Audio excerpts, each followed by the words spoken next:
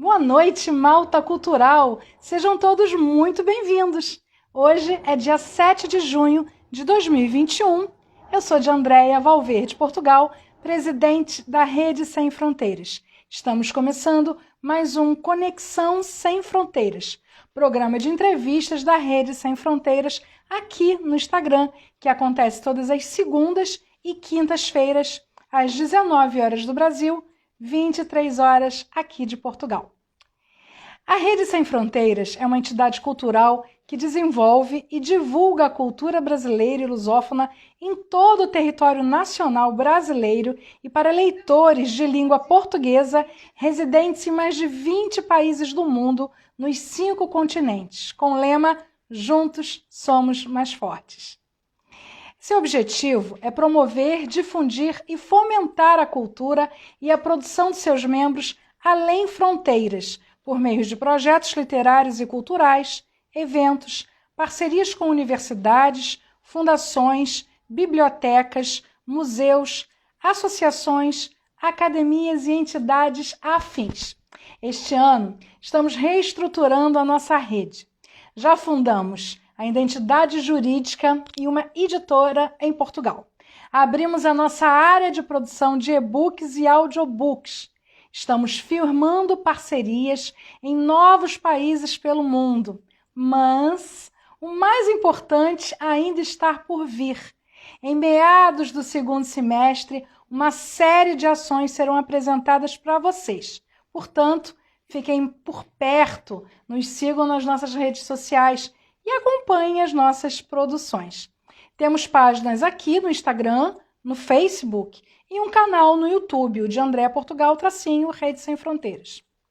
Então, esse programa aqui, o Conexão Sem Fronteiras, é mais um instrumento de colaboração que já faz parte dessa nova reestruturação e que utilizamos para promover os nossos parceiros, apresentando de forma resumida o perfil profissional de cada um. Nessa primeira fase do programa, nós estamos apresentando os autores participantes do stand da Feira do Livro de Lisboa. Na segunda fase, entrevistaremos os coautores das nossas coletâneas. E na terceira fase, os participantes dos demais projetos. Por falar em Feira do Livro de Lisboa, eu informo mais uma vez que as inscrições para participar da feira, na modalidade A, presencial, autografando no local, ou na modalidade B, se fazendo representar e enviando seus livros, estão abertas. A Feira do Livro de Lisboa é o principal palco da lusofonia. Neles passam importantes personalidades. No ano passado, nós tivemos em nosso estande a visita do senhor presidente da República de Portugal, Marcelo Rebelo de Sousa, o magnífico reitor honorário da Universidade de Lisboa, Dr. Antônio Sampaio da Nóvoa, e o diplomata da Embaixada do Brasil em Portugal, o senhor Igor Trabuco, chefe do setor cultural da Embaixada. E também o presidente da Casa das Beiras em Portugal, o senhor Bernardino Fonseca, que tocou acordeon, mostrando um pouquinho da cultura musical lusitana, enfim, e muitas outras autoridades. Todos receberam de presente a coletânea Sem Fronteiras pelo Mundo. Bem, meus amigos, aqueles que tiverem interesse em se juntar a nós nesse importante evento literário internacional devem solicitar o regulamento sem compromisso pelo e-mail contato@redesemfronteiras.com.br. Fala com a nossa assessora, a Sofia Porto, e solicite o regulamento, tá bom? Bem, no Conexão Sem Fronteiras de hoje, teremos um convidado muito especial que faz parte de nossa comitiva de autores apresentados na Feira do Livro de Lisboa do ano passado e que participará sobre representação este ano novamente. Eu estou falando do escritor Edir Meireles, goiano de nascimento, radicado no Rio de Janeiro e que é presidente de honra da UBRJ, a União Brasileira de Escritores, Rio de Janeiro. Vai ser um papo super especial, onde teremos a oportunidade de apresentar aos parceiros e seguidores da Rede Sem Fronteiras essa figura tão significativa em nosso meio e a sua jornada profissional. Bom, por volta dos últimos 20 minutinhos, nós vamos abrir para as perguntas e respostas. Eu peço a vocês que não façam perguntas antes de eu sinalizar, porque senão elas sobem aqui no linha do tempo e a gente não tem como achar. Então, somente na hora que eu sinalizar, vocês podem começar a postar suas perguntas. Durante toda a entrevista, essa gaivotinha aqui, se vocês clicarem, vocês vai abrir a lista de contatos de vocês. Por favor, marquem todos e enviem. Comunique às pessoas que a nossa entrevista já começou para que elas possam ter a chance de decidir se querem participar. Ao lado nós temos o curtir, que é o coraçãozinho. Esse coraçãozinho, pessoal, olha, aperta a live inteira. É de graça, não custa nada, isso é muito colaborativo. O Instagram vai entender, se tiver muitos coraçõezinhos, que essa live está interessante e vai reverberar, né? Vai divulgar para o máximo de pessoas possíveis. Então, seja colaborativo. Fica aí com o dedinho, ó, apertando sem parar, tá bem? E deixem muitos recadinhos para o nosso convidado, porque nós, ao final da live, nós pegamos o relatório de tudo o que foi dito aqui e vamos enviar para vocês. E para o nosso convidado também. Então, o nosso convidado fica sabendo de tudo o que vocês disseram aqui, desde o primeiro boa noite até o último boa noite. Então, sintam-se à vontade para deixar aí os vários recadinhos para ele, para nós aqui da Rede Sem Fronteiras, enfim. Bom, muito bem, vamos ver quem já está por aqui. Eu sempre gosto de citar as pessoas que estão conosco para que eu possa agradecer a presença de vocês, não é? Então, vamos ver aqui quem é que já chegou. Bom, nós já temos aqui, olha, a nossa querida Elinalva Alves de Oliveira, a nossa presidente coordenadora da AGEB do Ceará, que também já nos concedeu entrevista, e a entrevista dela está aqui no IGTV, podem conferir. Marta Verônica Vasconcelos, de Minas Gerais. Ana Maria Tourinho, nossa querida vice-presidente para o Brasil da Academia de Letras e Artes Luso-Suíça, a Alales. Ana Maria ainda é a campeã de visualizações, hein? Ultrapassou aí muita gente. Então, dá uma olhadinha se você não viu na entrevista dela. Socorro Cavalcante, nossa querida do Ceará, que também tem entrevista aqui no GTV. Lídia Simonato. Lídia, que prazer ter você aqui, olha. Muito obrigada.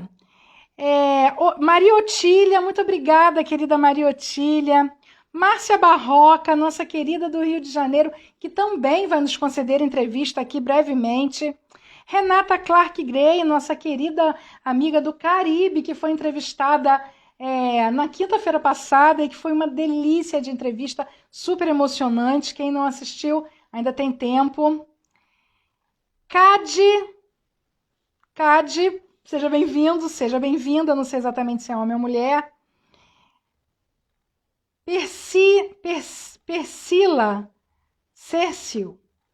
Desculpa, gente, tem nomes que é difícil para mim ler. Carla Júlia, nossa querida Carla Júlia do Rio de Janeiro, que também tem entrevista aqui no GTV. Obrigada, Carla Júlia. Regina Lira, muito obrigada. Tânia Zaguri, nossa querida escritora do Rio de Janeiro, membro honorário da AGEB, boa noite. Nossa querida Rejane do Ceará, boa noite, querida Rejane. Olha, o pessoal todo entrando. Querida Arailda Gomes, que também já está com entrevista agendada aqui.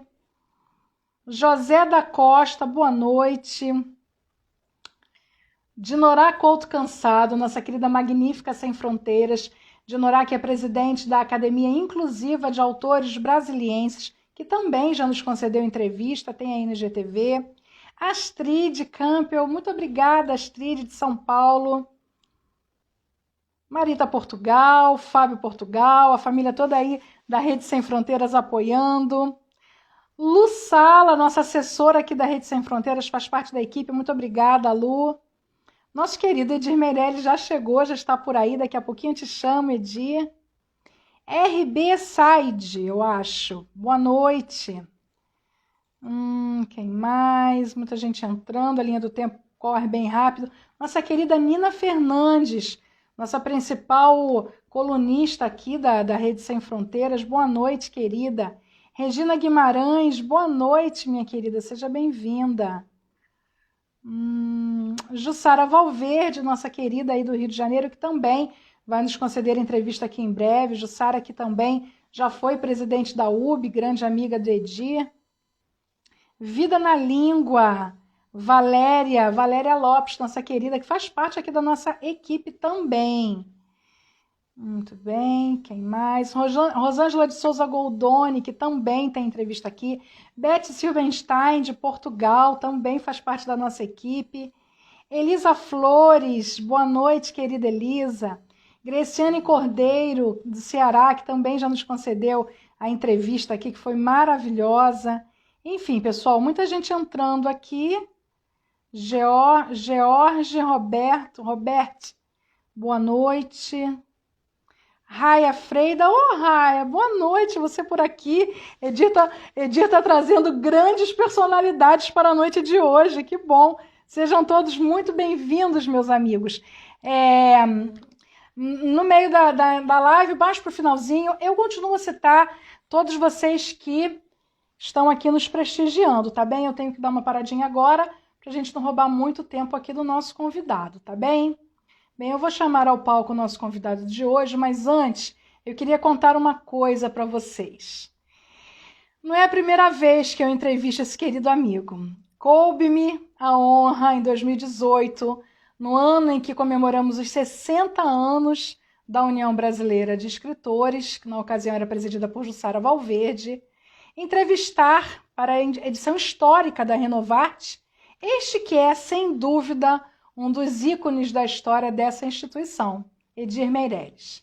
E eu quero ler aqui para vocês o parágrafo introdutório daquela entrevista registrada na Renovarte no ano 11, número 9. Vamos lá. A realização deste notável escritor sempre o precede. Por isso, eu já nem me lembro mais quando o conheci pessoalmente, uma vez que já conhecia muitíssimo o seu nome e as suas realizações antes mesmo de qualquer contato pessoal. Lembro-me que no começo do jornal Sem Fronteiras, ao percorrer o Brasil para sua apresentação e distribuição, tinha sempre aquela autoridade cultural que, ao saber que eu era da Cidade Maravilhosa, me perguntava se eu conhecia Edir Meireles. Isso me proporcionava uma pontinha de orgulho pelo simples fato de conhecê-lo e obter dele simpatia. Quem diria, em 2016, por ocasião do aniversário do Jornal Sem Fronteiras em Blumenau, quando reunimos 200 pessoas de dezenas de estados brasileiros e 6 países, eu iria contar com a concessão de seu talento para ministrar a palestra sob o título Dois Poetas Brasileiros, enfocando os trabalhos de Manuel Bandeira e Ferreira Goulart, realizada no Plaza Hotel daquela cidade. Pequenas surpresas que nos prega a vida. No decorrer da entrevista, essa entrevista na Renovarte, o Edir registrou a seguinte citação, abre aspas, sou um sertanejo de pele sofrida, mas tenho o mérito de ser atrevido. Não basta ter talento, é necessário ser ousado. Sempre gostei desse aforismo e tenho gravado a fogo em minha mente. Embora, na minha modéstia frequente, prefiro ser atrevido, ousar e desafiar até mesmo os poderosos. Resultado, tenho dado com os burros na água, mas levanto-me e continuo atrevido, teimoso. Desafiei os militares, golpistas, dei com os burros na água, fui caçado e preso. Solto, continuei atrevido. Atrevo-me a sonhar, já que o poeta é um sonhador. Fecha aspas. Fica aqui, meus amigos, o convite para que vocês possam conferir essa entrevista na íntegra, na Renovarte Histórica dos 60 anos da UB, Rio de Janeiro. Bem, vamos chamar agora o nosso convidado ao palco, Edir Meireles. Vamos lá.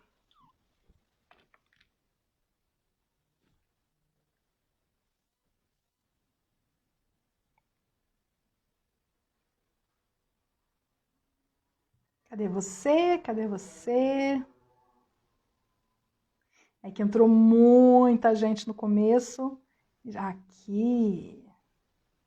Agora sim. Já chamei você aí. É só aceitar.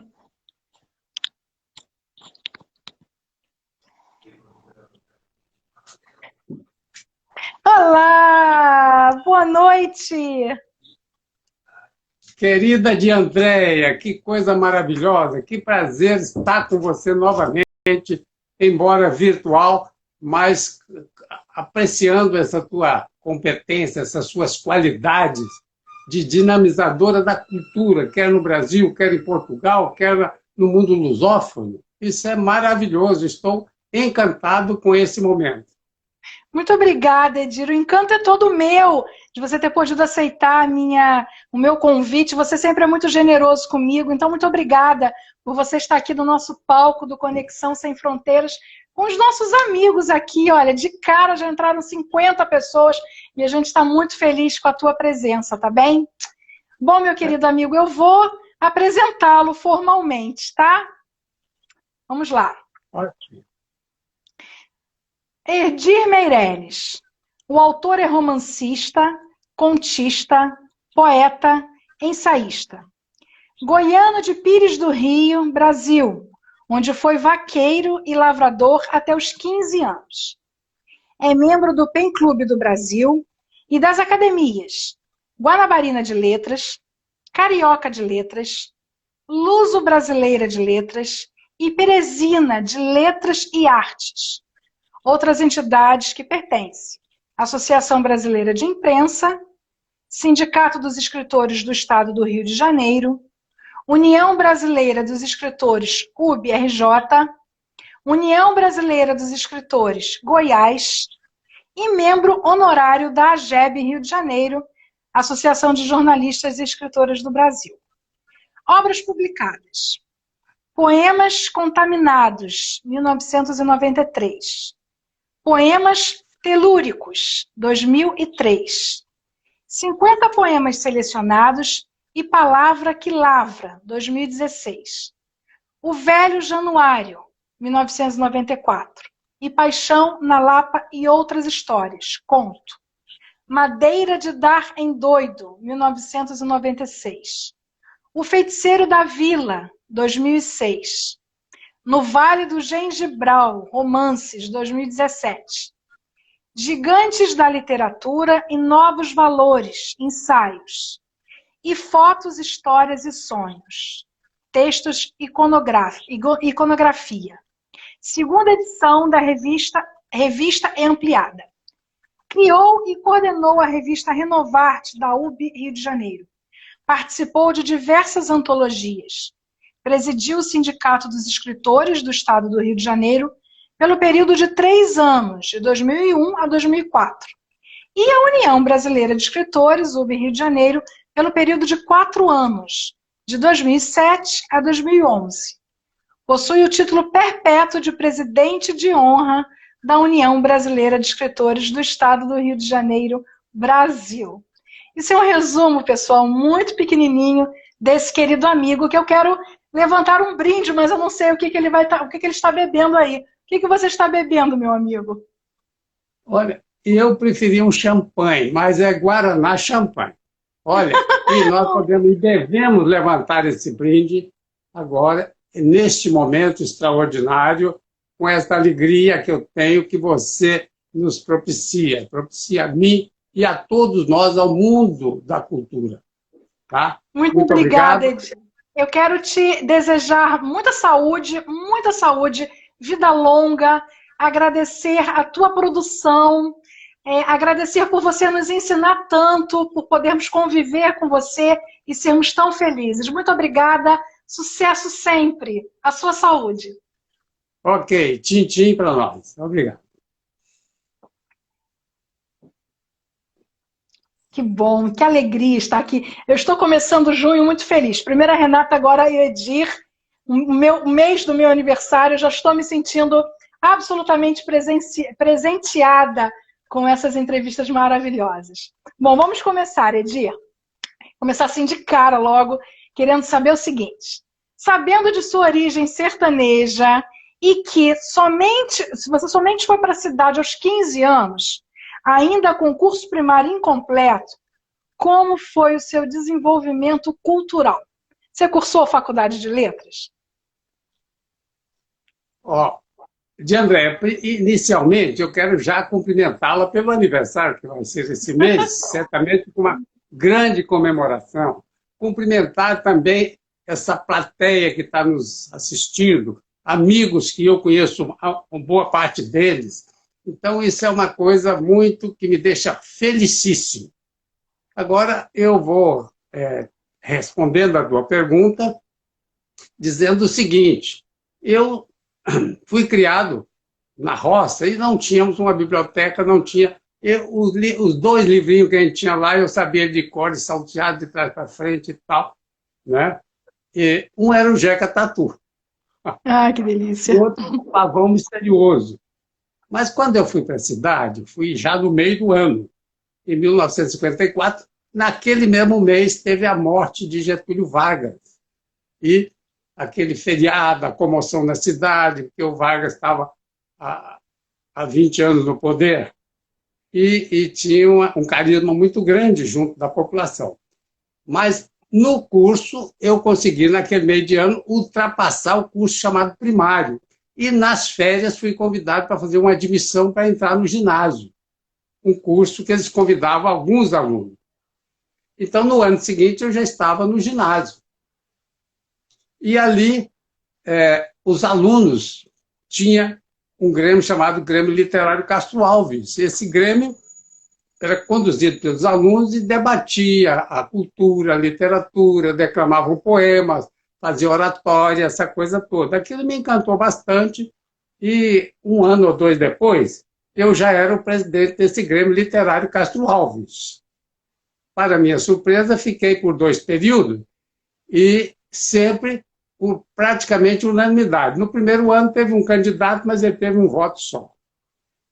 Então, praticamente por unanimidade. Eu não percebia que eu tinha alguma liderança. Né? E, aliás, ao longo da vida, nunca me senti líder. Mas eu comecei a estudar, e estudioso, embora eu era o único aluno do estabelecimento que trabalhava à tarde. Entendeu? Eu ia para o colégio de manhã, à tarde eu trabalhava, etc, etc. Mas dediquei bastante, e nessa ocasião, graças ao Grêmio Literário Castro Alves, comecei a tomar conhecimento da cultura, da poesia, do próprio Castro Alves. E assim foi esse meu primeiro, digamos assim, botando o pé na cultura, por assim dizer. Então você não cursou letras, você cursou direito, não foi isso?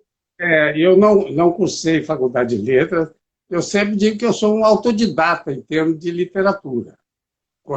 Gosto muito, dediquei sempre aprofundando na literatura dos grandes escritores brasileiros, e então selecionava aquilo que é o mais saudável da literatura brasileira, o mais recomendável, então, e fui assim trabalhando e me preparando. Eu sou muito ligado à ficção, embora comecei com um livro de poesia, mas eu me sinto mais um ficcionista. E eu gostando daqueles grandes escritores, dos Graciliano Ramos, dos José Lins do Rego, Raquel de Queiroz, que eu sempre fui um grande admirador de Raquel de Queiroz. Mais tarde, já vivendo no Rio de Janeiro, eu também aprofundei bastante na literatura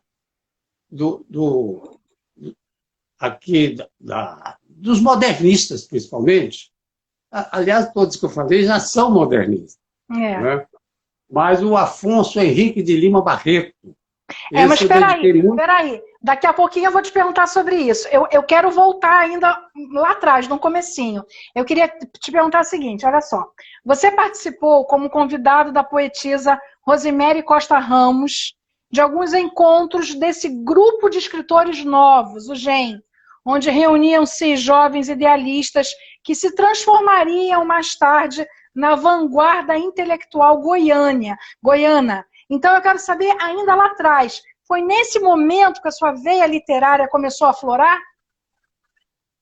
Não, eu acho que o meu interesse literário começou lá no Grêmio Literário Castro Alves.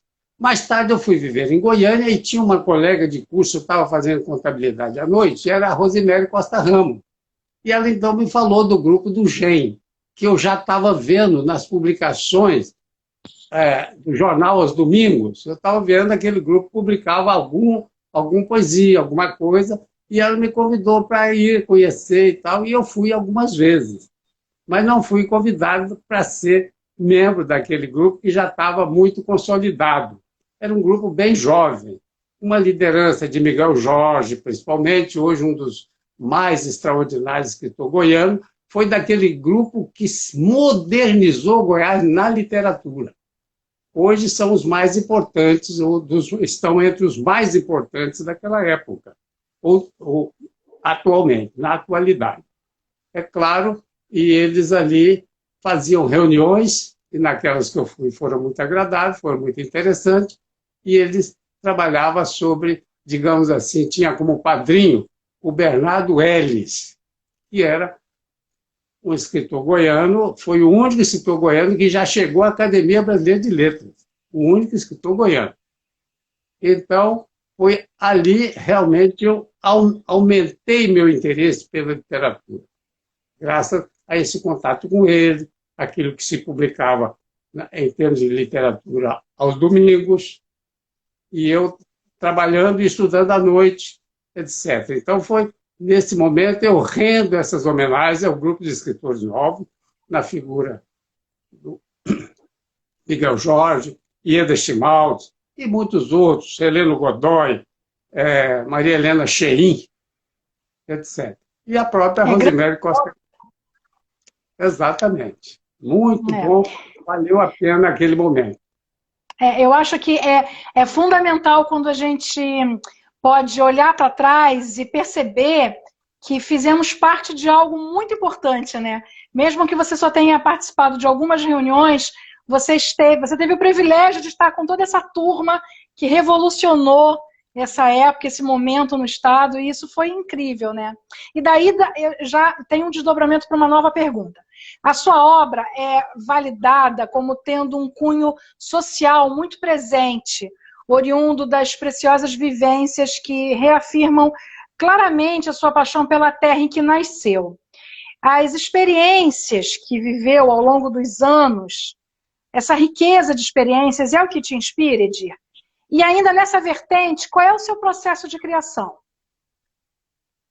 Muito me inspira, e eu tenho aquela ideia de que a gente não deve querer escrever sobre aquilo que não conhece. Não é? Então, você tem que escrever do seu torrão, daquilo que você vê, fazer a ficção em cima daqueles acontecimentos, etc. Né? Então, nesse processo, nessa coisa que eu trabalho, sempre trabalhei. Claro, quando vim para o Rio de Janeiro, já me considero um tanto carioca, aliás, tenho o título de cidadão carioca.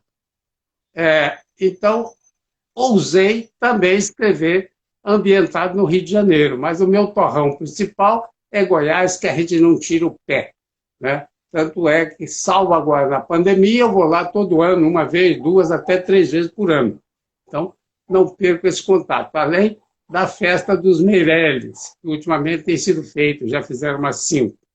E eu acabei promovendo também a festa dos Rezende, que é o outro lado, do lado da minha mãe. Né? Mas, por enquanto, foi uma só. Mas foi um começo.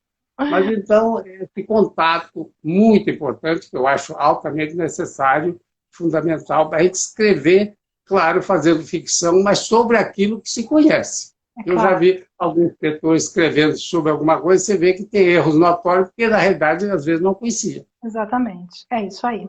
E daqui a pouquinho a gente vai falar um pouquinho mais sobre as influências que você teve ao longo da tua construção enquanto escritor. Mas eu queria que você agora apresentasse os seus livros e falasse para a gente um pouquinho sobre eles. Você pode apresentá-los?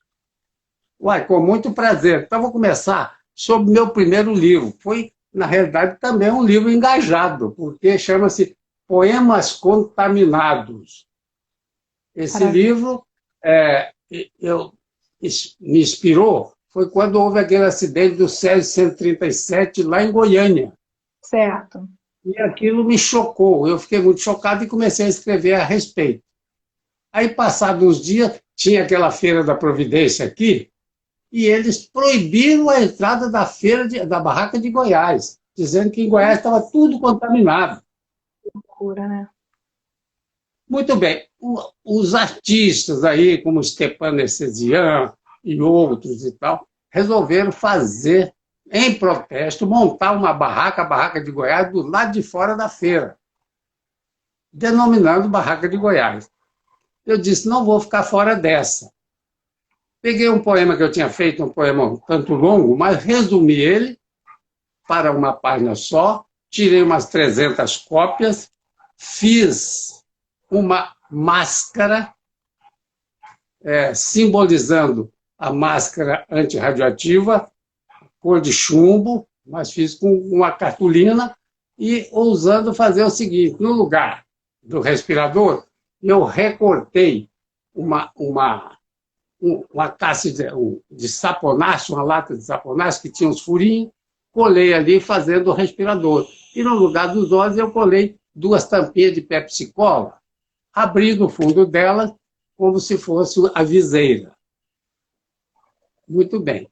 E aqui no peito eu coloquei o símbolo radioativo, uma explosão, e dizendo o seguinte, cuidado, você pode estar contaminado. E fui para a feira com a família e levando também uns amigos que tinham chegado do Rio Grande do Sul. Aí, quando chegamos lá, eu falei com um daqueles artistas que estava lá, eu falei, olha, eu trouxe uma máscara, assim e tal, o que você acha, que hora que eu devo botar? Não, bota logo essa máscara. Aí eu fui lá no carro, peguei a máscara, peguei os panfletos e comecei a andar na frente ali da entrada e distribuir o folheto. E falava, cuidado, você pode estar contaminado. Essa dando um toque. Aí foi muito interessante, as pessoas começaram a sentir o clima e dizer que não iam entrar, ia ficar com a barraca de Goiás. Então foi criando uma multidão, bastante gente. Eu dei diversas entrevistas e, para surpresa, no dia seguinte, o mascarado ocupava um quarto de página do jornal o Globo. E uma chamada da capa para o miolo. Um homem mascarado andou o tempo todo, etc, etc.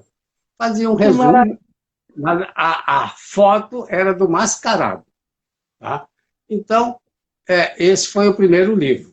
Vou falar do segundo, que é o chamado O Velho Januário. Eu procurei aqui dar o melhor da contribuição do linguajar goiano. O Velho Januário, eu resolvi, porque eu fui criado lá no sertão, no interior, e tínhamos aqueles velhos contadores de causos. A gente morava num lugar muito afastado. Eles, quando aparecia 6 meses ou 1 ano depois, eu insistia com eles. Eu, fulano, conta um caos. E eles contavam os causos. E eu resolvi, pensando o seguinte, modernamente, ninguém mais é contador de causos assim, em casa. Não é? Todo mundo está vendo televisão, está ouvindo rádio, está com o seu celular na mão, e resolvi transcrever esses causos no Velho Januário. E o nome do Januário foi o nome que eu, entre os velhos contadores de causos, era o nome que eu achei mais receptivo. Então, eu escrevi o Velho Januário, ele tem, inclusive, ilustrações e tal. Mas é claro que é muito mais ficção de que o caso, por exemplo, vou dizer, no sertão fala muito do Arco da Velha. Quem passa debaixo do Arco da Velha, que é o arco-íris, muda de sexo. Se for homem, vira mulher, se for mulher, vira homem. Então, o papo é só esse. Mas eu fiz um conto muito especial, que eu acho que foi bem bolado, e criando um personagem que mudou de sexo, ficou sumido os tempos, voltou, era uma moça. Casou-se e conta a história dela. Então, por aí assim. Então, esse é o Velho Januário. Madeira de Dar em Doido. Esse meu primeiro romance. Madeira de Dar em Doido. Então, foi um romance também que me deu bastante alegria em fazer esse lançamento, de promover. E eu encomendei como outros, encomendava um conhecido meu que fazia ilustrações que estão internas também, alguma coisa interna. Então, o Madeira de Dar em Doido conta a história de um menino cujos pais eram semi-escravizados lá no interior, das fazendas, e ele não se conformava com aquilo, sofreu pressões para trabalhar em tenra idade, e ele resolveu fugir, embora falava com os pais, vamos sair daqui. Mas os pais, medrosos de não achar onde ir, ele fugiu numa noite e foi para Goiânia. Aí é ambientado bem em Goiás. Então, conta a história dele, e depois, mais tarde, aquele ex-patrão que pisava nos pais, etc., acabaram comendo na mão do Madeira, que era o sobrenome da família dele, do garoto.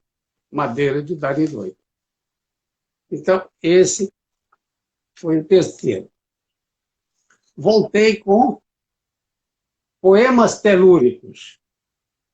Então, novamente, eu produzindo a poesia. Comecei com poemas contaminados, agora poemas telúricos.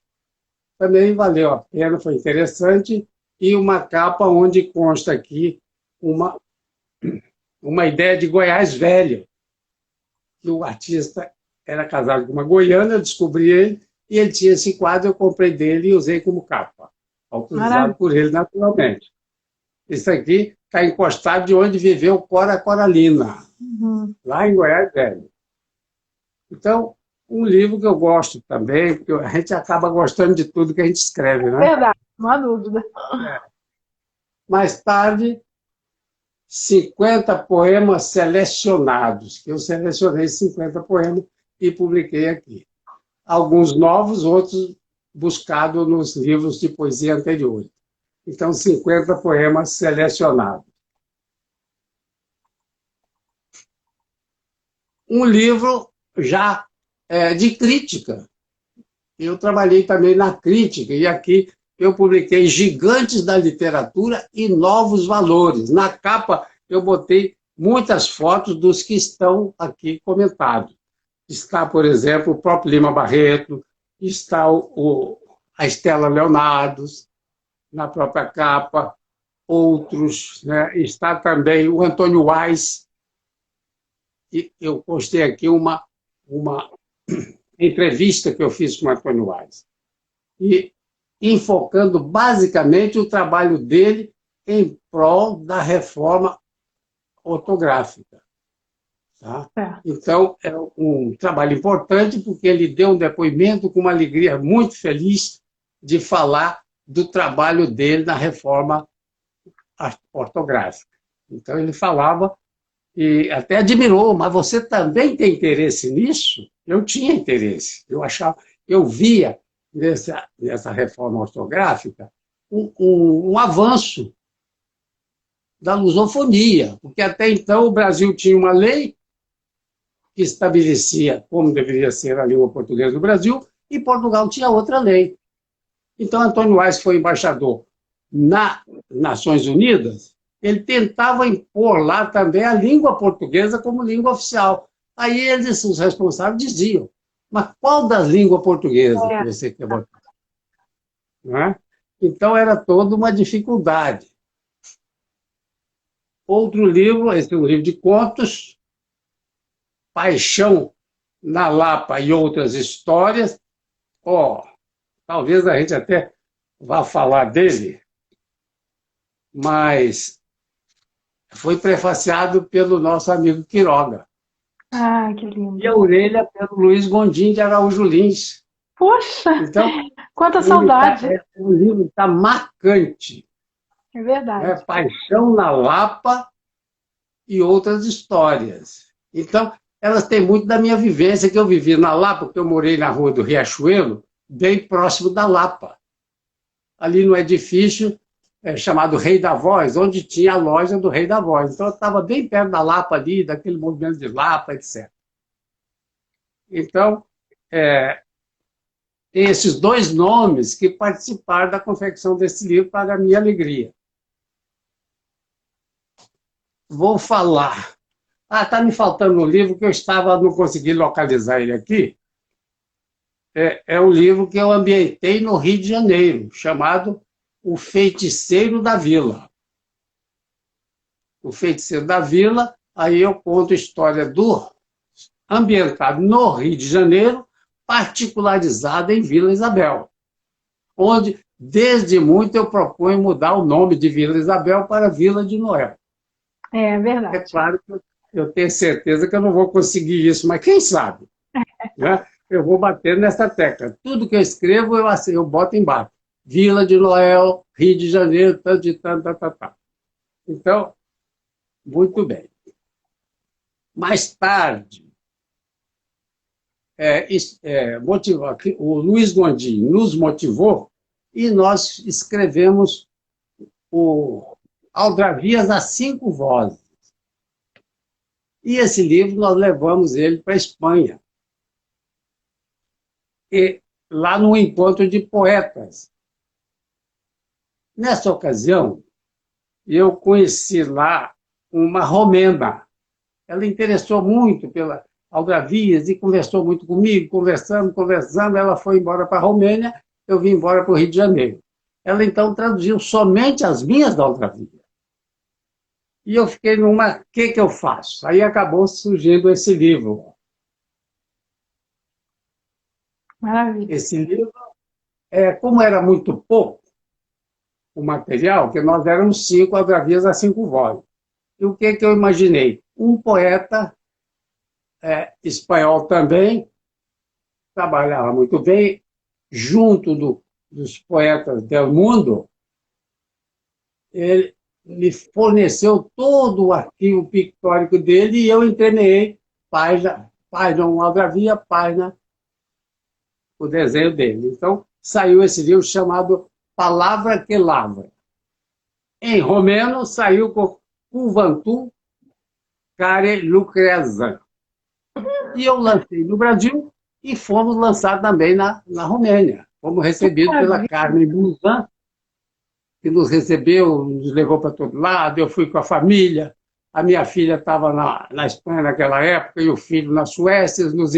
Fomos nos encontrar lá na Romênia e ficamos lá alguns dias. E a Carmen Buzan nos dando uma assistência diariamente. Mais tarde ela veio aqui ao Brasil, foi homenageada no PEN Clube, na União Brasileira de Escritores. Olha, se você quiser ver. Isso aí. Já, muito bem. Recentemente, estou praticamente terminando, viu, Diana? Tá bom, estamos aqui curtindo. Este livro aqui, que é denominado de Fotos, Histórias e Sonhos. Ele é um livro que eu conto muitas histórias da minha vida real, com muita fotografia, da família, até com o desenho da minha filha, que ela fez uma árvore genealógica, de pequena monta, mas fez. Então, é um livro que ele foi em 2ª edição e revisado, esse aqui. E, finalmente,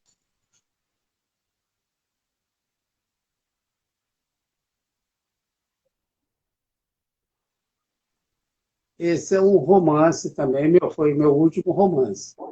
Esse do Gengibral, também eu tenho uma ficção em cima de realidades históricas, etc. E, para minha surpresa, até um historiador que leu o livro veio me perguntar se eu era historiador. Eu disse, não sou apenas um admirador da história, gosto demais de história, né? Mas não sou historiador. Como também não tenho nenhum curso de letras, etc. Eu pode dizer que sou um autodidata. Então, esses são os livros. A leitura, né, Edir? A importância da leitura e da pesquisa faz toda a diferença para a hora da escrita. Fundamental. E eu, logo que publiquei o meu primeiro livro, ou melhor, publiquei o meu primeiro poema, foi pela OAB de Niterói. Eles fizeram um concurso, ele não tirou o primeiro lugar, mas foi classificado para entrar no livro. E, então, a partir daí, eu comecei a frequentar ambientes, comecei pelo Sindicato do Estado do Rio de Janeiro, Sindicato dos Escritores. Então, e aí comecei a ter contato com outras entidades. Uhum. Muito bem, então já falamos de todos os livros, não é? Falamos. Maravilha. Olha, eu queria fazer um desdobramento agora do autor para o fomentador cultural. Você promoveu durante alguns anos a Semana Cultural Lima Barreto, no Rio de Janeiro. Eu queria saber qual foi a influência do autor de Triste Fim de Policarpo Quaresma em sua vida cultural. Pois é, eu nem conhecia o Afonso Henriques de Lima Barreto, mas o Darcy Ribeiro, com quem eu tive contato, ele também foi presidente do Sindicato de Escritores do Rio de Janeiro, e ele sempre que eu via ele dando uma entrevista ou alguma coisa, falando de cultura, literatura, ele não esquecia de Lima Barreto, e ele usava até o termo, o crioulo da pá virada, e elogiava o Lima Barreto. E ele criou a Casa de Cultura Lima Barreto, aqui no Rio de Janeiro, né? E que eu acabei presidindo simultaneamente o Sindicato de Escritores do Rio de Janeiro e a Casa de Cultura Lima Barreto. Muito bem. Aí eu comecei a estudar Lima Barreto e resolvi criar um encontro de 3 a 4 dias todo ano, chamado Semana Cultural Lima Barreto. E eu convidava grandes nomes, conhecedores de Lima Barreto, para participar do debate. Então, eu fiz dentro do sindicato, fiz mais de uma vez dentro da ABI, Associação Brasileira de Imprensa, e eu não vou dizer que sou grande conhecedor de Lima Barreto. Aliás, tem um autor que diz: ninguém conhece Lima Barreto, ninguém conhece profundamente Lima Barreto. Então, nós fazíamos aqueles debates, participava, e durante 4 anos nós fizemos esse.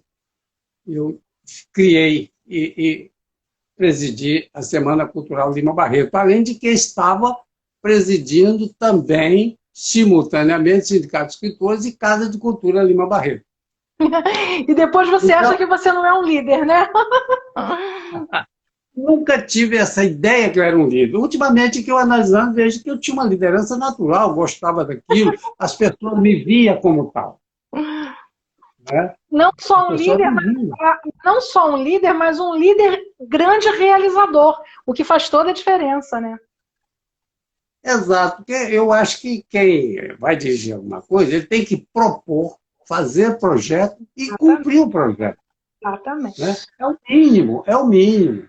Então, lá já frequentaram, no próprio sindicato, o pessoal da União Brasileira de Escritores ia lá com a Estela, com o presidente, ia lá assistir.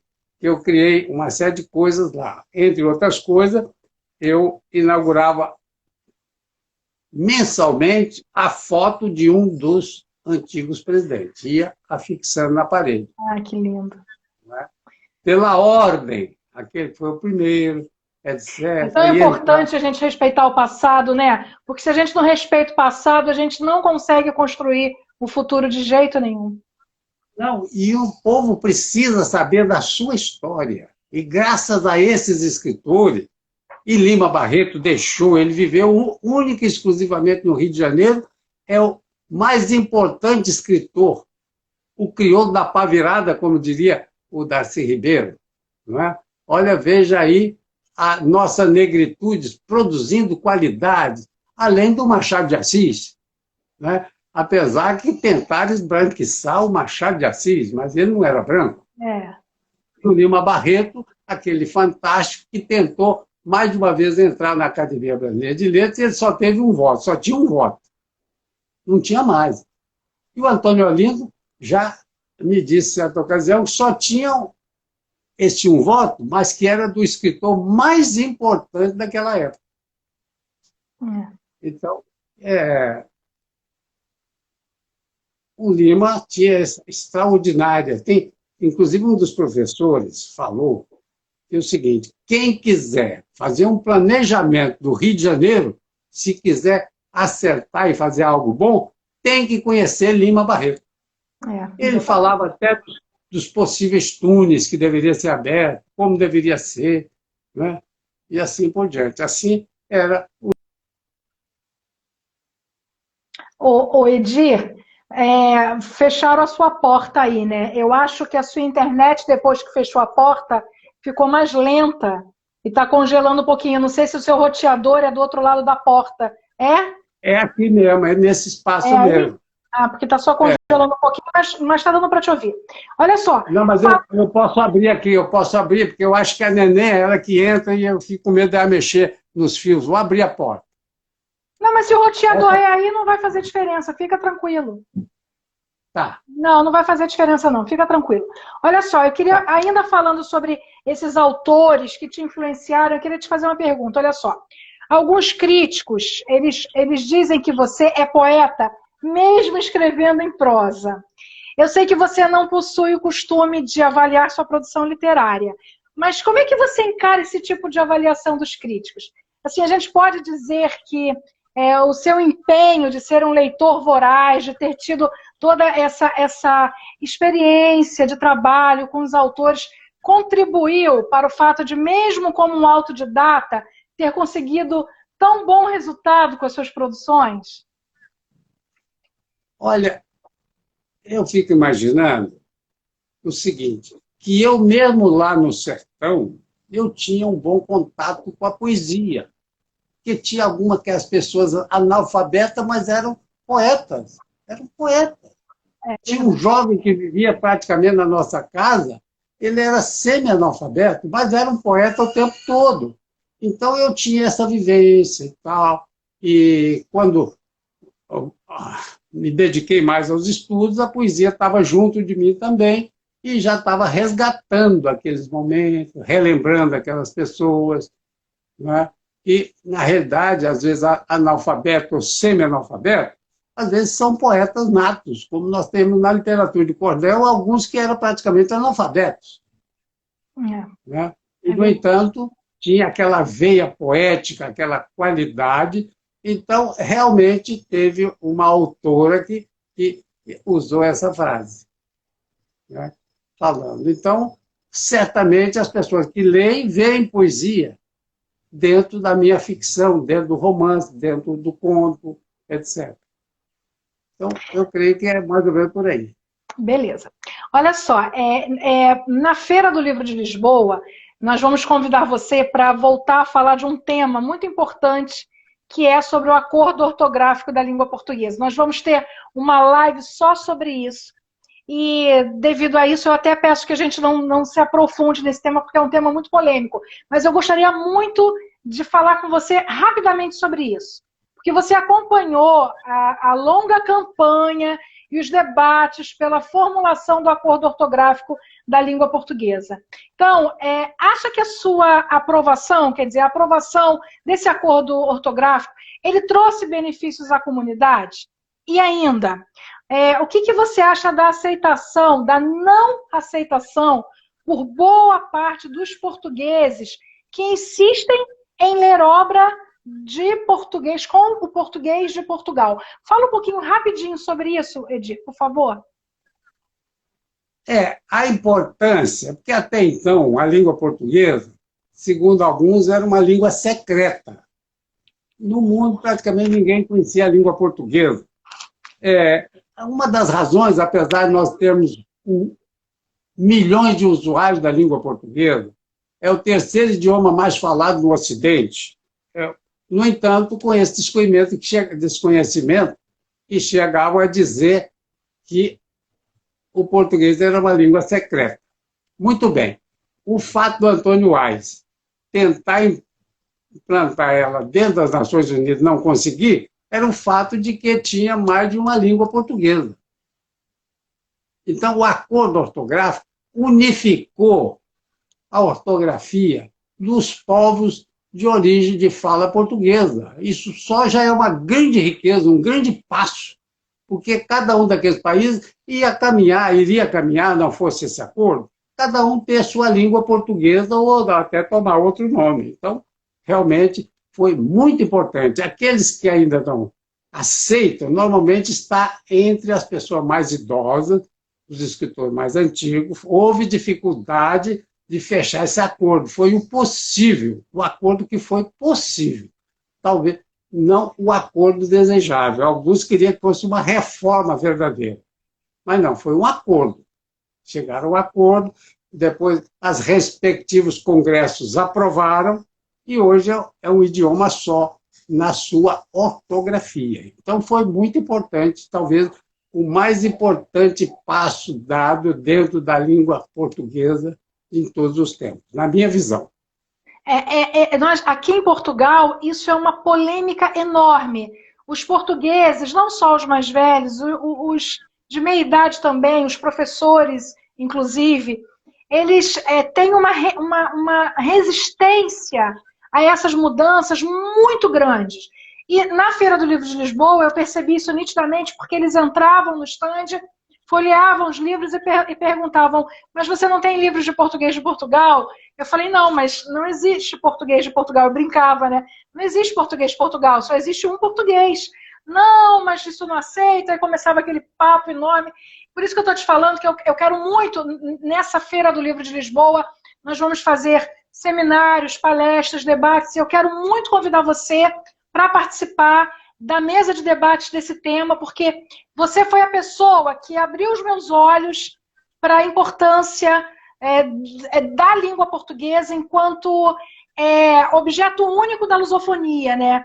Eu me lembro perfeitamente, foi num jantar que nós estávamos numa mesma mesa no Pen Clube, e você conversou comigo sobre isso, e eu fiquei encantada, e eu que já tinha esse trabalho de divulgação dos livros, dos autores brasileiros pelo mundo, eu tinha cuidado de levar os livros em língua portuguesa, não os livros em inglês ou em espanhol, eu levava os livros de língua portuguesa. Mas depois daquele nosso papo, eu tive uma outra visão da importância disso, e que não vai dar tempo da gente conversar aqui agora, porque o foco é a sua carreira, não é esse tema, mas eu quero muito sinalizar isso para você, que eu vou te convidar para você participar dessa mesa de debates, porque eu acho que vai ser fundamental, tá bom? Já fica aqui o convite. Eu vou pensar se eu estarei preparado para participar dessa mesa, mas, de qualquer forma, seria uma alegria muito grande, porque eu acho muito importante. Aqui no Rio de Janeiro, nós fizemos a comemoração dos 800 anos da língua portuguesa, que a língua portuguesa é a última flor do laço, inculta e bela, né? Então, foi a língua mais nova, oriunda do latim. Então, e essa língua, hoje, é a terceira mais importante, mais falada no Ocidente. Nós temos bem mais de 300 milhões de usuários da língua portuguesa. É só superada pelo espanhol e pela língua inglesa. Só. É verdade, é incrível. Além de ser uma língua belíssima, né? Considerada por muitos como a mais bela língua do mundo. Então, maravilha. E nós estamos inseridos nela. Exatamente. Né? Graças a Deus. E os países que eram colônias de Portugal, hoje estão muito mais voltadas para a literatura brasileira, de origem brasileira, de uma forma fantástica. Em Portugal também tem aquele ciúme de ser considerado os donos da língua, de repente tiveram fazer um acordo. Durou praticamente um século, quase um século, esse trabalho de unificação da língua portuguesa. É verdade. Esse acordo, quase um século. Desde 1915 já batalhava por esse acordo ortográfico. É isso mesmo. Não é fácil. Nós vamos voltar a conversar muito sobre isso. Bom, eu costumo perguntar aos meus convidados como é que eles sentem o impacto do trabalho da Rede Sem Fronteira em suas carreiras. A Rede Sem Fronteiras te inspira de alguma forma, Edir? De alguma maneira, a seu ver, fizemos alguma diferença ou contribuímos aí para a sua jornada? Olha, a Rede Sem Fronteira tem sido um marco muito importante dentro do trabalho literário, dos encontros literários. Você dinamizou muito quando você presidiu lá a Casa dos Jornalistas, né? As jornalistas e escritoras, como é que é? A GEB. Então, você deu uma dinâmica muito especial, aglutinou muito mais gente, continua trabalhando. Esse seu dinamismo é fora de série e é importante. E você representa essa Rede Sem Fronteira como nenhuma outra pessoa. Você é a Rede Sem Fronteira. Você é tudo que ela representa. Parabéns e continue nessa trajetória, seja aqui, seja em Portugal. Espero que um dia você volte para o nosso meio aqui, se Deus quiser. Tá certo, muito obrigada. Como é que você vê a importância de divulgar uma produção literária internacionalmente? Assim, a exemplo de expor, né, suas obras na Feira do Livro de Lisboa. Como é que você vê a importância disso? Essa importância, principalmente dentro da lusofonia, ela é fundamental, porque você trabalha com todos esses povos, né? Você trabalha com gente de língua portuguesa, dentro e fora dos países de língua portuguesa, né? Então, porque nós temos gente falando português espalhado pelo mundo todo. Nos Estados Unidos, então, nem se fala. No mundo hispânico também é outra quantidade enorme. E esse pessoal ficam ávidos, ansiosos por encontrar notícias desse idioma mais lindo do mundo, né? Que foi a última flor do lácio, que é a língua portuguesa. Então, é muito importante isso aí, sem dúvida nenhuma, Tia André. Porque, por incrível que pareça, ainda hoje existem pessoas que acham que o Brasil se fala espanhol. Parece mentira, né? Mas não é. Então, assim, é muito importante que nós, enquanto escritores, possamos, de fato, divulgar as nossas produções na nossa língua mãe, em todo o mundo, né? Isso é fundamental. O Edir, o nosso tempo praticamente está esgotado, mas claro, não se preocupem, nós vamos ainda fazer algumas perguntinhas e respostas aí com a nossa plateia, mas eu não posso passar para a plateia sem antes falar um pouquinho da UB com você, né? Então eu queria falar muito sobre a tua contribuição enquanto líder dessa entidade, porque é impossível falar da UB Rio de Janeiro sem citar você, porque seu nome se mistura assim com a da entidade em um caso, em um claro caso de amor.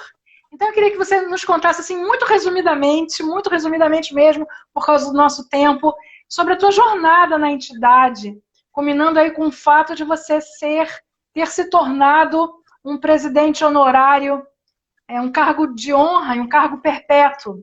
Fala um pouquinho disso pra gente. Olha, a União Brasileira de Escritores, ela tem um papel fundamental e tem uma longevidade que raramente aqui no Brasil essas entidades conseguem chegar. Então, são sexagenários há algum tempo.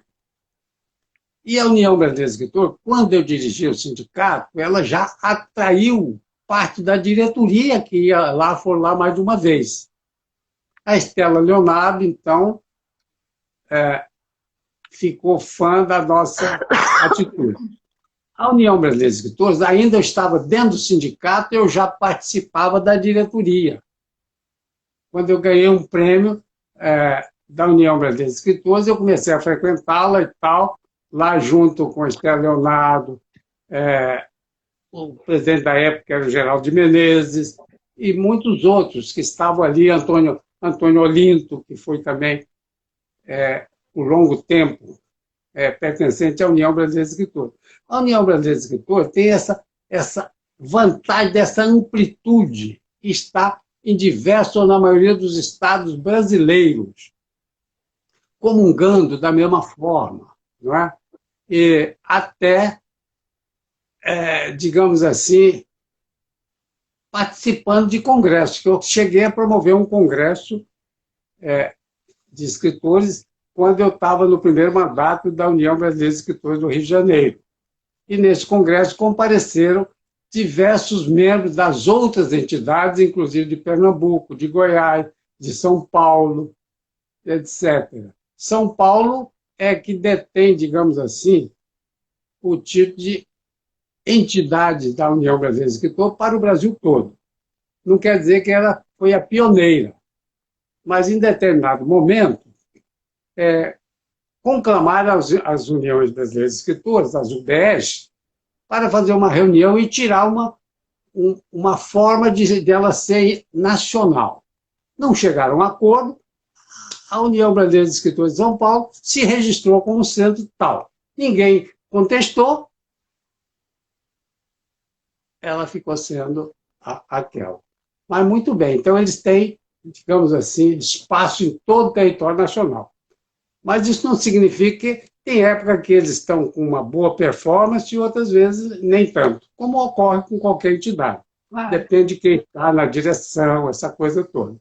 E a União Brasileira de Escritores, eu me encantei, trabalhei e dedico a ela ainda hoje, né? Embora em menor escala, mas é uma entidade que tem um valor extraordinário. Ela não é uma academia, ela não tem limite de associado, ela é de debate, também de debate, isso é importante. Muitas vezes não se percebe isso que ela é de debate, para debater os problemas, né? Como no Sindicato de Escritores nós debatemos até os direitos autorais, uma série de coisas, né? A União Brasileira de Escritores também tem esse propósito de debate, de ver, fazer declaração quando acha que a cultura governamental está deixando a desejar, uma série de coisas. E ela nunca teve apoio governamental.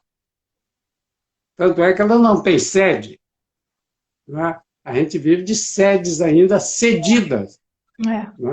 Toda essa dificuldade, e é preciso que também a gente fustigue as autoridades, não que a gente dependa deles. Felizmente, a gente não depende. Só conseguimos saber sobreviver sem essa ajuda governamental. Mas é vamos dizer assim, uma acusação que a gente tem que colocar.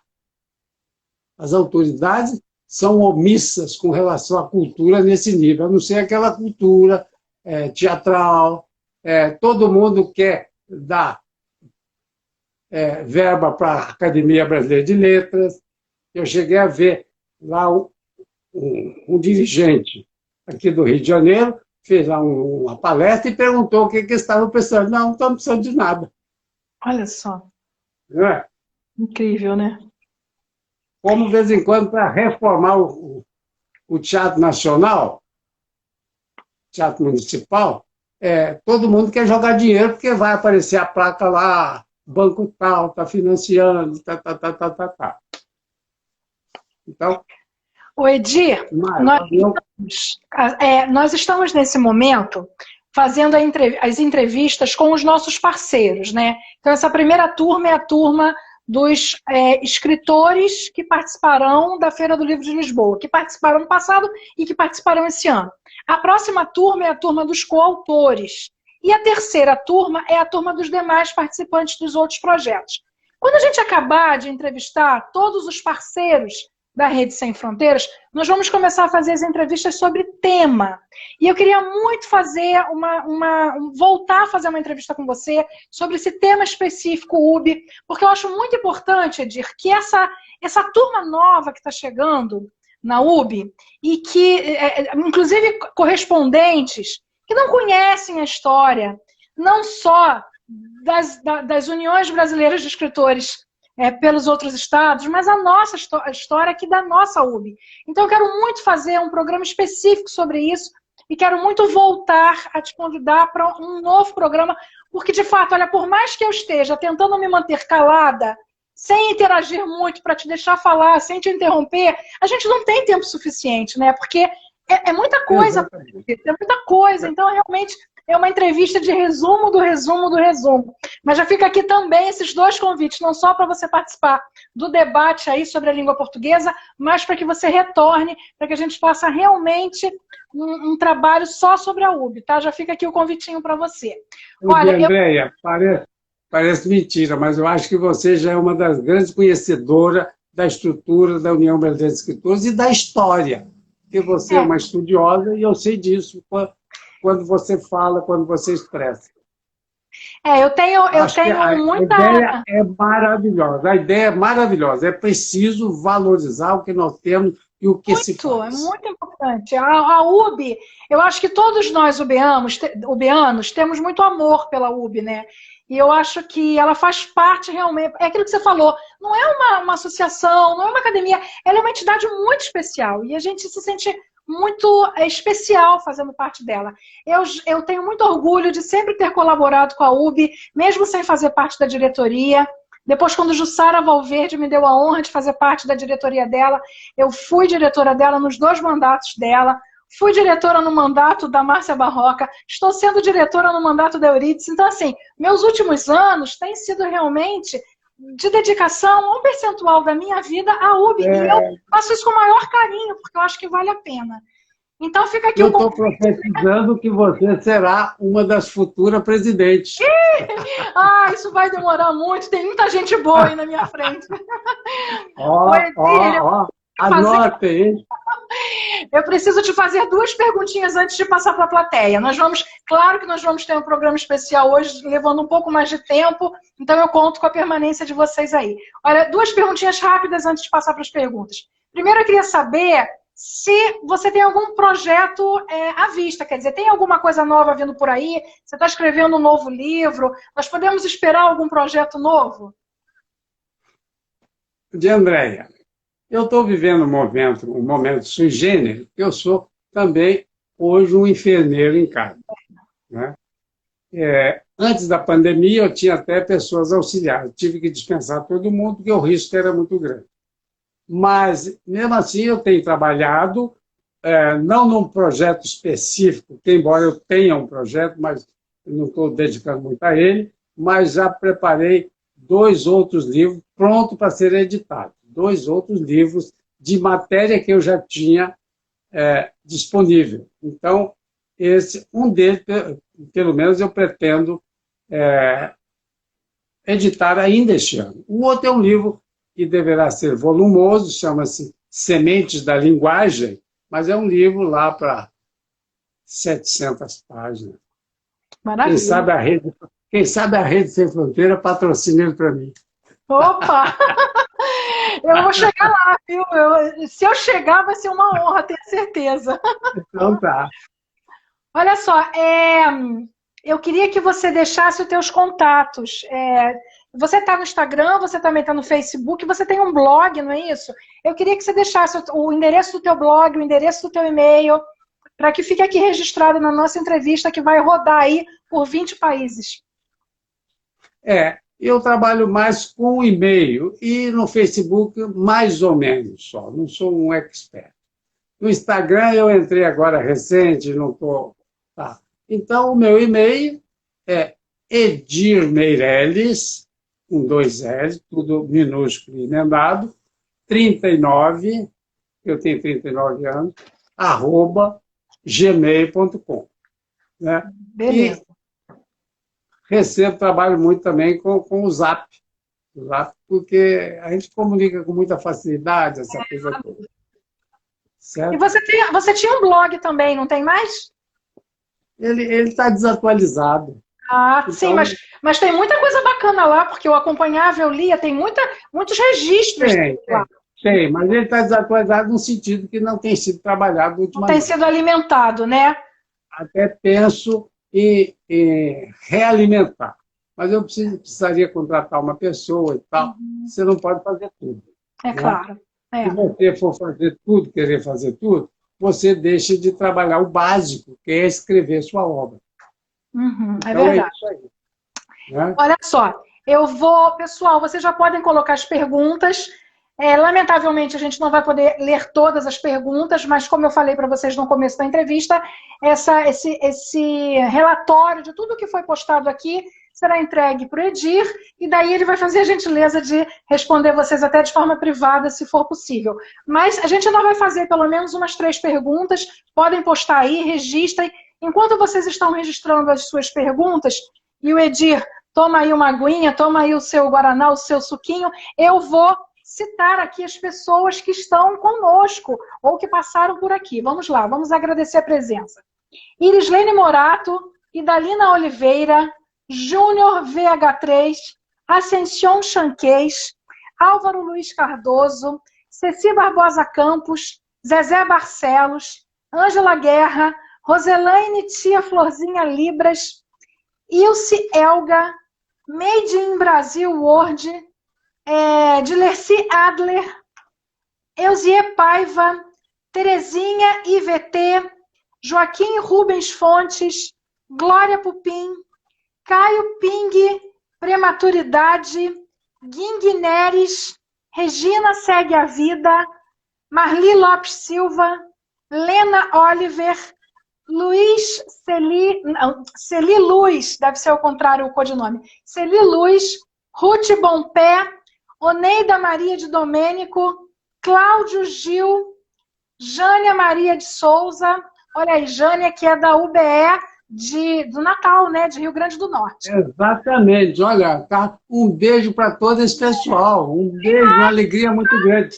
Mas olha aqui, ó, Zara Paim, Eliana Calisto, Cleia Câmara, Maria Esther Rodrigues, Rosângela de Souza Goldoni, Klaus, Beth Rosen dos Estados Unidos, Alexandra Alexandria, Vanderlei Teixeira, Jurro, Cristina Angélica, Jair dos Santos, Berna Carmo, Mayra Sechim, Leitura Dessa, Maria Regina Chagas Vieira, Leomara Poeira de Souza Silva, Gabriel Batista, Rose Art Design, Edir FMO, Jéssica Fonseca, Eliette Seldin, Eurídice Espanhol, olha aí a nossa atual presidente. Olha aí, a nova presidente, hein? Mais uma vez a todo esse pessoal,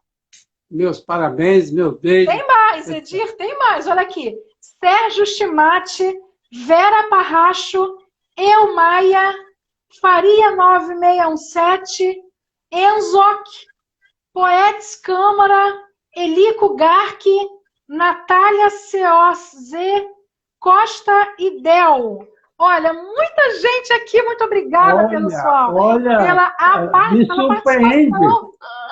Viu, me surpreende com muita alegria. Olha que coisa boa, essa presença, esse palco que você criou, ele é que você sabe atrair as pessoas, né, Diana? Ah, então, não. O convidado faz toda a diferença nessa hora, tenha certeza. Mas é uma delícia, sabe por quê, Edir? Além dessa presença muito carinhosa das pessoas aqui, essa live ela é enviada para 20 países do mundo e também para uma mala poderosíssima. Por isso que eu faço questão sempre de citar o nome das pessoas presentes, porque a gente reverbera assim, o que está acontecendo aqui para muito longe. Isso é muito bacana, né? Esse carinho é muito bacana. Bom, eu vou ler aqui algumas perguntinhas para você. Edir, você tem que responder em 1 minuto cada pergunta, tá? Responderei. Mais um nomezinho que eu não citei. A Raia Freida. Muito obrigada, querida Raia. Acho que eu citei ela no começo. Muito bem. Agora. Um abraço para ela.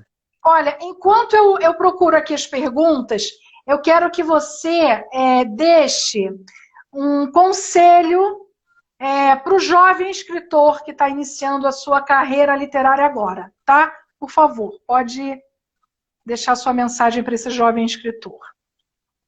Olha, a primeira coisa que eu falo é o seguinte, ler bastante. Procure as entidades para se enturmar, para ter estímulo, para ter, vamos dizer assim, motivação maior. Você vai encontrar outras pessoas, onde alguns estão já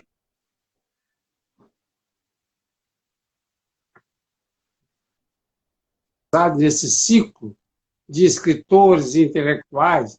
É muito importante a leitura. Hoje tem muito mais gente lendo do que no passado não muito distante. Então, a leitura está difundida. A juventude hoje está lendo muito, e eu tenho sentido isso, principalmente na periferia também, por incrível que pareça. Então, é estudar, é ler, é interessar pela literatura, interessar pelas artes. Eu acho que essa coisa das redes sociais fez com que o mundo das letras invadissem qualquer classe social, né? E isso é um caminho para a gente chegar até a literatura. Isso é maravilhoso, né, Edir? Bom, vamos lá. Olha aqui. A primeira perguntinha é a seguinte, olha, é a da nossa querida... Ih, já me perdi aqui, olha só que loucura. É tantos comentários entrando sem parar, Edir, você é um sucesso, olha que delícia. Que bom, que ótimo. Depois você me repassa isso, porque eu não puder responder hoje. Claro, claro. Olha aqui, a Solange Diniz, que é a nossa assessora aqui da Rede Sem Fronteiras, faz parte da nossa equipe, ela pergunta o seguinte: no Vale do Gengibral é uma viagem pelo estado de Goiás? No Vale do Gengibral, é uma viagem que o autor faz desde o Rio de Janeiro, perpassando por Minas Gerais, principalmente a região de Araxá. Lá ele encontra com Dona Beija, etc. E vai em carro de boi a partir de Araxá, um pessoal que vai para o sertão de Goiás querendo ocupar novas terras, e é isso que eles conseguem. E vão chegar até o Vale do Gengibral. É isso aí. Se é para ser rápido, foi sucinto. Foi ótimo. Estão perguntando aqui qual é a obra que vai vir por aí, mas você já explicou, né? Aqui tem também muitas parabenizações. A Jânia do Rio Grande do Norte está respondendo aqui o seu gentil comentário. Ela falou: beijo em sua gentileza e simpatia, cara Edir Meirelles. Aplausos a você e a sua obra, e a nossa querida dinâmica de Andréa Portugal. Obrigada, Jânia. Eu responderia para ela, viu, de André, assim, Jânia, você é uma pessoa inesquecível. Quando eu penso no Rio Grande do Norte, eu lembro logo de você, Jânia. Olha, muito bem. Obrigado, hein? Edir Meirelles, por favor, dê sua opinião sobre a atual situação a respeito da cultura de nosso país. Rosi. Olha, querida Rosi, eu desconfio que é a Rosi lá de Goiás. Né? Querida Rosi, a situação... Rosi 33. Tá. Então, Rosi, a situação cultural no Brasil normalmente está, do ponto de vista oficial, está caótica, está, digamos, em abandono praticamente. Né? Haja visto as dificuldades todas com que as entidades estão passando. Né?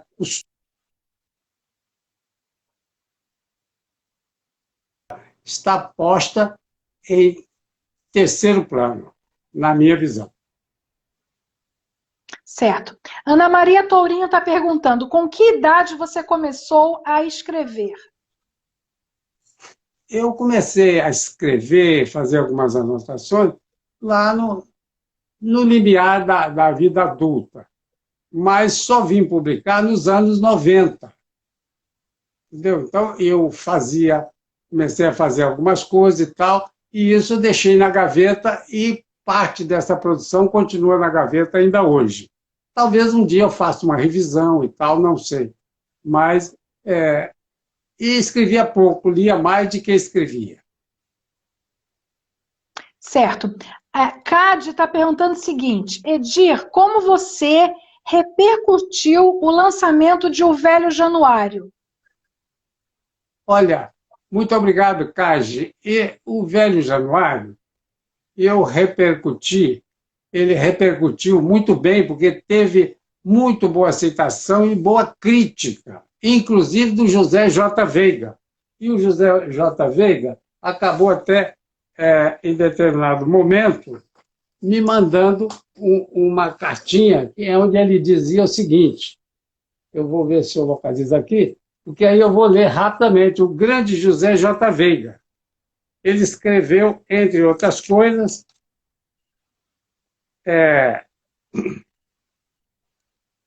Edir, você soube reproduzir literalmente a fala roceira sem cair no intolerável caipirismo dos regionalistas de antigamente.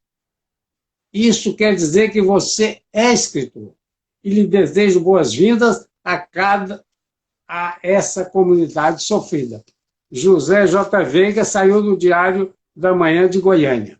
Então, Zé J. Veiga, eu cheguei a visitá-lo na casa dele, quando ele morava e vivia e morava na Glória. Maravilha.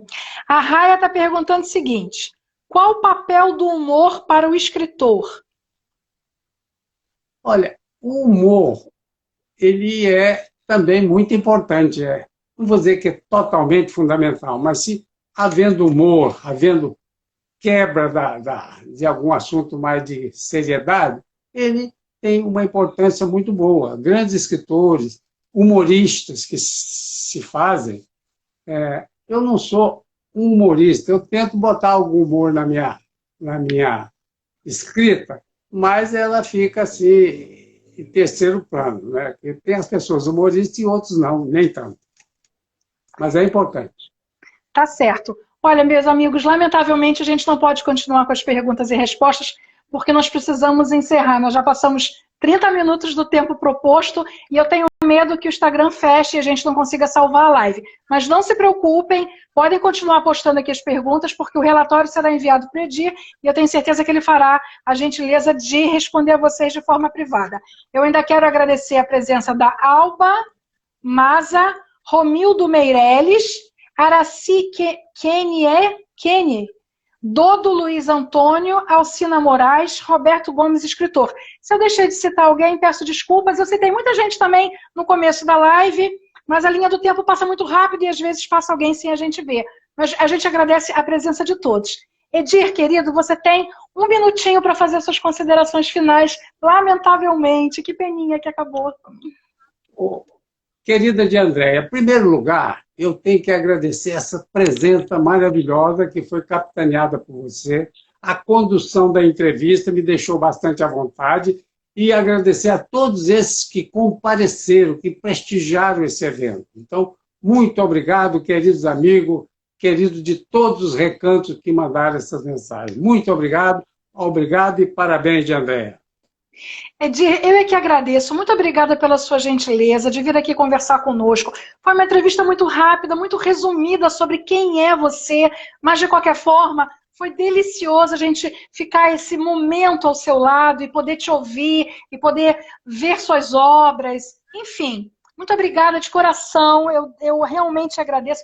E quero te agradecer por você fazer parte da família Rede Sem Fronteiras. Nós te recebemos com muito carinho na Feira do Livro de Lisboa. Aliás, não é a primeira vez, né? Desde o primeiro ano, você é sempre assíduo. Qualquer hora eu vou aparecer na próxima, se Deus quiser. Ah, se Deus quiser. Lá, presencialmente. Exato, eu te espero aqui em Portugal com todo carinho. Mas o que eu quero dizer é que você sempre aceitou os nossos convites. Desde o primeiro ano de aniversário da Rede Sem Fronteiras, do Jornal Sem Fronteiras, você esteve presente. Você foi a Blumenau, enfim, você sempre diz sim pra gente, já fez prefácio das nossas coletâneas, enfim, você é um amigo muito querido do qual nós podemos contar na certeza dessa fraternidade que nos une. Então é uma honra ter seus livros aqui na Feira do Livro de Lisboa, porque seus livros fazem sucesso e é uma alegria para nós podermos divulgá-lo. Então receba realmente a minha gratidão por esse momento, tá bem? E eu queria agradecer a todos vocês que estiveram conosco na noite de hoje. Muita gente pela primeira vez estando aqui, muito obrigada. Queria convidá-los a retornar na quinta-feira. Nosso programa é de sempre às segundas e quintas. E na quinta-feira nós vamos ter como entrevistada a Ascension Chanquez, artista plástica, escritora, idealizadora do Santa Teresa de Portas Abertas, que também tem livro aqui na Feira do Livro de Lisboa. Então, na próxima quinta-feira, às 19 horas do Brasil, 23 horas aqui de Portugal, estaremos com a Ascension Chanquez. E vocês, assim que acabar aqui a nossa entrevista, daqui a uns 5 minutinhos ela vai entrar aqui no feed. Eu peço que vocês, por favor, curtam, compartilhem, comentem, porque quanto mais compartilhamento e comentários, mais vocês vão ajudar o nosso convidado, o nosso entrevistado a ser divulgado. Então, muito obrigada a todos, boa noite, fiquem com Deus e até a próxima semana. Edir, um beijo grande, querido, até a próxima. Boa noite, de Andréia. Sucesso para você, continue sua trajetória. Parabéns. Muito obrigada, fica com Deus. Obrigado.